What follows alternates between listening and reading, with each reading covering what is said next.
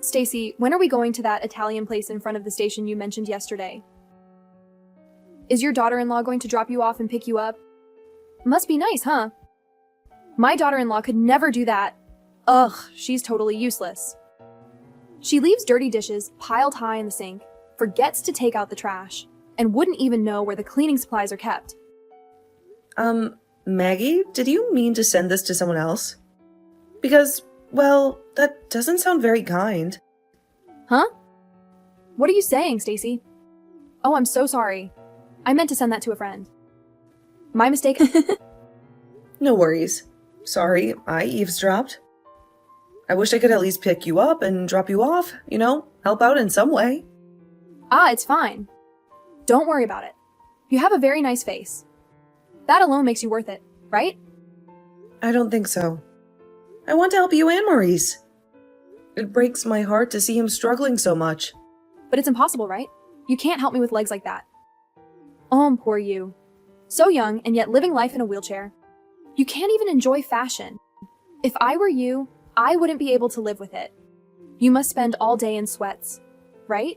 Forget about cute shoes or those high-waisted jeans everyone's wearing. I'm so sorry if my words make you sad. Yeah, but I can still wear clothes while sitting. And trust me, I have a fabulous shoe collection that doesn't require high heels. Well, even more than that, your biggest problem as a daughter-in-law is that you can't do house chores that well. It's been a real pain recently, having to clean up after you when you don't do things properly. Spilled spaghetti sauce on the new rug yesterday, didn't you? How do you feel about that? Do you think you could at least apologize properly? Yes, I'm terribly sorry for the inconvenience. But let me tell you, I can cook and clean just fine. And for your information, I even managed to clean the bathroom somehow, despite the fact that the cleaning supplies seem to be hiding from me. Somehow? You suck at drying it. You can't even clean up the water stain. You shouldn't do it like that. You're letting the machine clean the floors, aren't you? It's like you're not even trying. Well, that's what Maurice bought it for. So I'm really grateful that we have it around. It helps me feel a bit more independent. I can never get used to that thing. But even so, cleaning is also a chance to collect one's thoughts, isn't it? In other words, you leave everything, including your own thinking, up to other people. I really hate that kind of attitude. It's like you've given up. I'm sorry. That isn't my intention. I just find some tasks more challenging than others. Why would Maurice want such a defective product like you? If he wanted to satisfy his desire to protect someone, he should have just gotten a pet. You better show more appreciation for him. Because usually someone like you would be living alone until they died. And by the way, stop getting all quiet whenever I correct you. It feels like you're making fun of me. Sorry, but I'm not sure what I should say. I've been thinking about it. It's hard to find the right words when I feel so overwhelmed. I understand. Thank you for taking the time to teach me. See? That's what people would usually say. You don't have enough gratitude. Since we're all living together, from now on, I'll teach you these things properly. If you don't like it, then leave. Sound good? Yes, I understand. I'll try to do better and be more appreciative. Thank you for your patience. Hey, Stacy, I'm off work. I'm coming home now. The traffic is a nightmare, but I'm pushing through it just to see you. It feels like it's been ages since we've had a proper night together. Oh, great to hear it. You seem busy lately. It's like the office has become your second home, and dinner dates have turned into canceled calls. Is everything all right here? I know, and to think getting home early was one of the reasons I joined this company. But anyway, I've got to work hard right now. The project is reaching a critical phase and I need to give it my all. It feels like the future of this company rests on my shoulders. You seem happier than usual. Like there's a new spark in your eyes, a lightness in your voice I haven't heard in a while. Is it just the work, or is there more to it? Can you tell? I'm finally enjoying my job these days. It's challenging, yes, but also incredibly rewarding. I feel like I'm finally starting to understand the bigger picture, like all the pieces are falling into place. It's a welcome change from feeling of just going through the motions.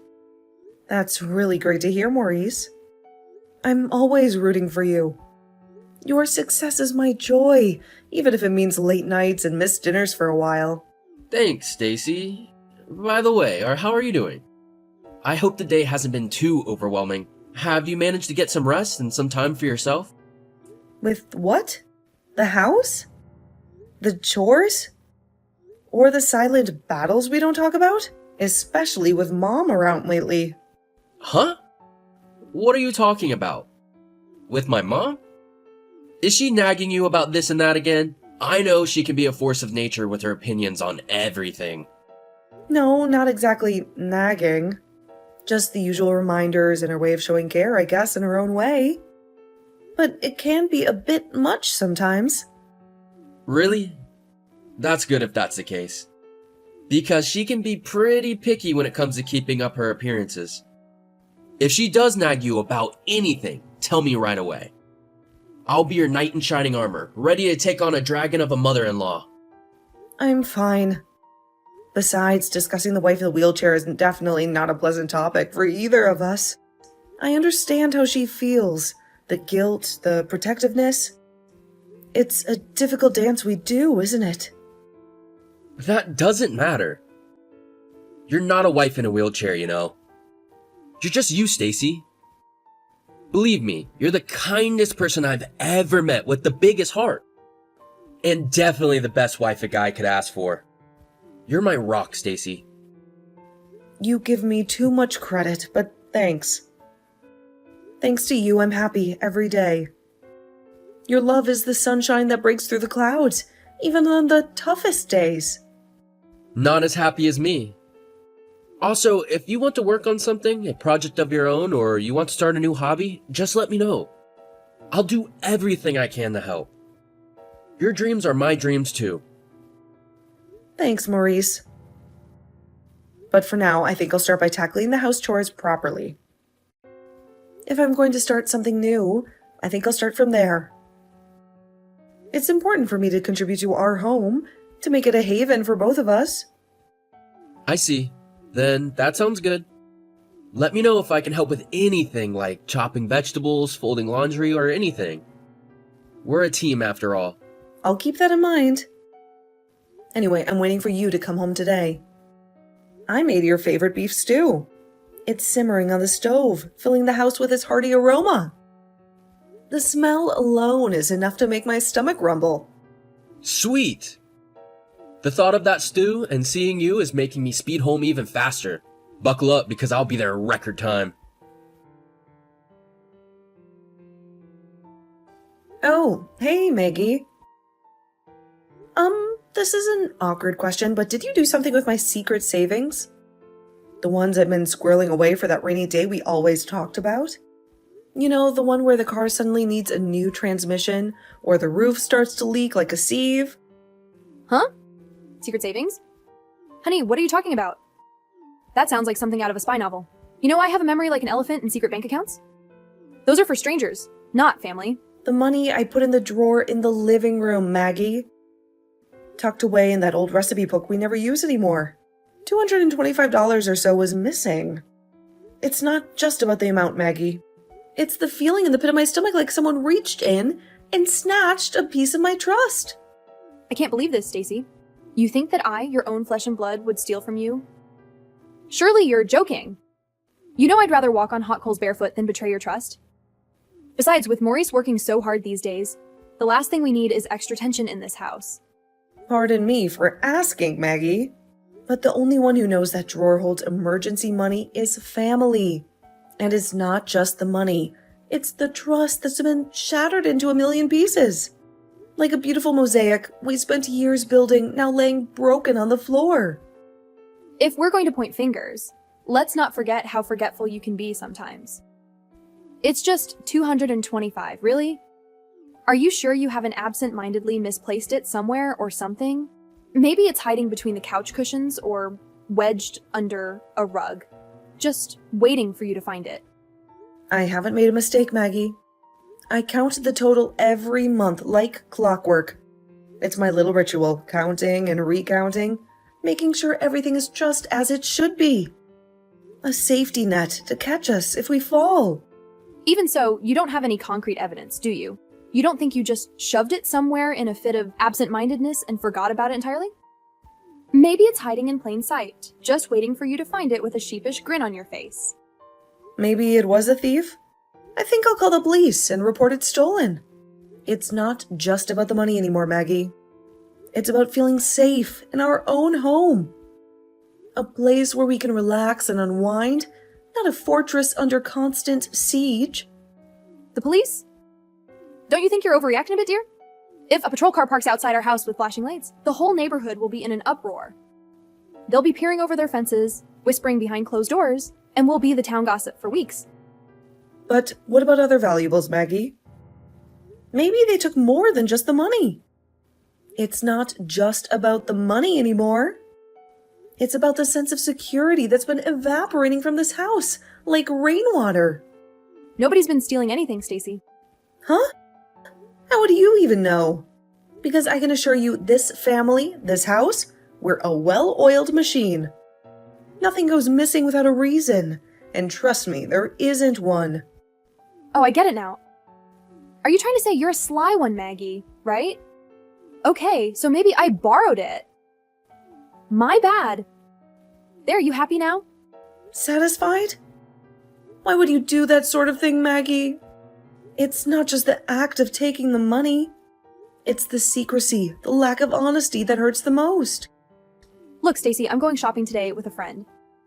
She's bringing her daughter-in-law along, and you know how those things go? So you should be able to lend me your wallet, at the very least. It's the least you could do after all the times I've looked after you, wouldn't you say? I'm not sure I understand, Maggie. Why didn't you just ask? We could have worked something out, a budget, maybe a shopping list. We always do that kind of thing together. Do you have permanent brain damage too? Usually daughters share these pastimes with their mothers-in-law. They bond over the latest fashions, gossip about the neighbors, and maybe even snag a bargain or two. Since you can't exactly stroll down Fifth Avenue with Maurice on your arm, you can at least give me some money. It's the unwritten rule of family dynamics. Haven't you learned anything living in this house? How can you decide on my behalf that I can't do it? I would go with you if you invited me. We could navigate the bustling shops together, me in my trusty wheelchair and you with your endless supply of shopping bags. I'm more than just a wallet, Maggie. I'm your daughter-in-law, and maybe, just maybe, we could use this as an opportunity to build a bridge between us. It's embarrassing. If I was walking with someone like you, people would stare at us.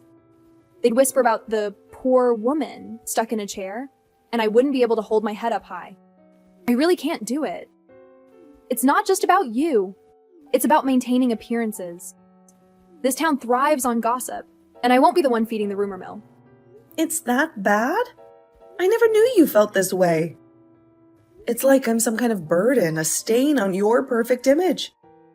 All this time, I thought we were becoming closer. A family, even. But apparently, I'm just a secret you keep hidden away. A source of shame. If you can't even do the simplest duties as a wife, then you can leave. This conversation is over. Frankly, it's exhausting. All I want is a nice day out with a friend, and you turn it into this dramatic ordeal. It's disappointing that Maurice will be on a business trip for my birthday next week. If it's just the two of us, it'll be so depressing. There goes my celebratory lunch plans. Well, I'll come home in the evening then. Maybe I'll find some solace in the quiet, a glass of wine, and a good book. Please wait, Maggie. Don't walk away from this. We need to resolve it for the sake of our family, for the sake of what we once had. Maybe not the picture-perfect family you envisioned, but a family nonetheless. There has to be a way past this, a way for us to understand each other.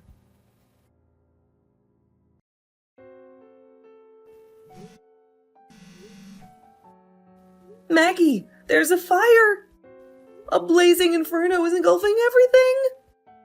I can hear the roar of the flames like a hungry beast devouring everything in its path. What? A fire? OMG. Are you okay? Jesus, my heart's pounding in my chest like a drum solo, and my hands are shaking so badly I can barely hold the phone. Where are you? Oh my god, the fire! It's coming from the house next door. The flames are leaping out of control, reaching out like fiery claws, trying to grab everything within reach. Please help me, Maggie. The playwheel of my chair is jammed in the door. It's like it's alive, fighting back against my desperate attempts to escape. I can't get out. Maggie, I'm scared. Please help me. Maurice, you heard about the fire, right? I'm so sorry that I couldn't help. My hands were shaking so badly, I could barely dial the fire department. And then Stacy. The thought of her trapped in that inferno. I keep replaying the missed call in my head, her voice filled with panic. What? What on earth are you saying, Mom? No, she's right here. Don't you dare talk about her like that. Well, Mom, you know, the news reports, they can't all be wrong, can they? Huh? But the news said there were fatalities. A woman in a wheelchair, trapped in the blaze. That wasn't Stacy. It couldn't be. She was getting checked at the city hospital for minor smoke inhalation, that's all. They said her trachea was a little irritated, so she won't be able to talk for a while. But she's alive, Mom. Alive. Thank God. Wait, what? I don't understand. Weren't you on a business trip today, Maurice? You never mentioned coming home early. Stacy asked me to come by at noon. Man, I was surprised. She called me right after I got everything together and got back to the house. She said that there was a fire spreading from the neighbor's house and she couldn't escape and she needed my help. I moved faster than I ever have in my life. The whole drive back home was a blur, filled with dread and the image of her trapped in the flames. Is that so? I'm glad she's okay, truly. You had me worried for a moment. She's not okay, you hag! Hag? Now listen here, young man. Don't you use that tone with me. Why are you acting like everything is all fine? You abandoned her in a fire. And I know you knew. She told you about the fire in those frantic texts. You ignored her call for help and ran away. Wait a second, Maurice. You don't understand. There must be some mistake, my dear son. She showed me the text too. All of them leading up to now. The constant jabs, the belittling marks, the accusations. What the hell is wrong with you? Aren't you ashamed saying awful things like that to my wife every day and even stealing her money? I, for one, am mortified. I feel so sorry for Stacy. And I'm embarrassed to be your son. The woman I love almost died, and I don't even know what to say to you anymore. Listen to me, Maurice. I was just thinking about your happiness first and foremost. Since you were a little boy, you've always loved things like rock climbing and playing outside, scaling every jungle gym with that fearless glint in your eye. You can't exactly do those things with her, can you? Because she's in a wheelchair. It breaks my heart, but it's the truth. You're right, Mom. I can't. But instead, Stacy showed me a whole new world of fun I never knew existed. We go to these cozy little cafes with mismatched furniture and poetry readings, and we even went to a planetarium last week. It felt like we were floating among the stars, just the two of us. Being with her is an adventure every single day, even if it's not the kind you had in mind. What about how it looks to others, Maurice? You're going to be moving up in the world, climbing that corporate ladder one rung at a time. No one can really support you if you have a crippled wife, as you so delicately put it. Sometimes your boss will even come to your house for dinner parties. How will you explain her then? It'll look bad, Maurice. For your career. Explain her? I will simply say she's my wife, the kindest, most compassionate person I've ever met. She's got a heart of gold and a laugh that can chase away any storm cloud. What's the problem with that? And by the way, why do you think I came back early from work today? Don't tell me you actually thought I was taking a half day to celebrate your birthday. Surely, to celebrate my birthday. Wouldn't you? Isn't that what good sons do? Most men my age aren't exactly taking half days off to celebrate their mother's birthday. But Stacy wanted to get on better terms with you, so she set up a surprise party. We were going to bake your favorite cake, the one with mountains of whipped cream. She even convinced me to wear that ridiculous party hat you gave me last year. Ah, is that so? A surprise party, you say? Well, how thoughtful of both of you. I can't live without Stacy, Mom. And yet, you tried to let her die in that fire. You left her trapped in the house, abandoned her call for help, and just ran away. And on top of that, you stole money from her savings. So, I'm cutting you off. No more handouts, no more pretending we're this happy family. Cutting me off? But where will I go? The house burned down, Mom. There's nothing left here, for better and for worse. We're staying at a friend's house now, and we're going to look for a new place for ourselves. A fresh start, you could call it. Wait, Maurice. What will I do? It all burned down? My things, my memories, are they all just gone? I don't know, Mom. You have to figure it out by yourself. Someone as thick-skinned as you should be able to get by without even a house. It doesn't concern me or Stacy any longer. Oh, wait, Maurice, please. Let's talk together one more time. All three of us. Look, if we do it now, it won't be too late. Please celebrate my birthday with me. Maybe then we can start over. Celebrate some stranger's birthday? On top of that, a person who tried to kill my wife? The audacity is astounding. Fine, then please tell Stacy. Tell her I'm sorry. Tell her I apologize and to please not leave me alone. Please, Maurice, I can't be alone. I told her your phone's touchscreen isn't working, so she'll write you a message from mine. Here, have a look. Maggie, you said if Maurice wanted to satisfy his desire to protect someone, he should have just gotten a pet. Remember? I think you were onto something. Really? Why? We've decided we'd be better off getting a goldfish than helping you out right now. Because at least a pet might help us out in an emergency by, alerting the fire department or something.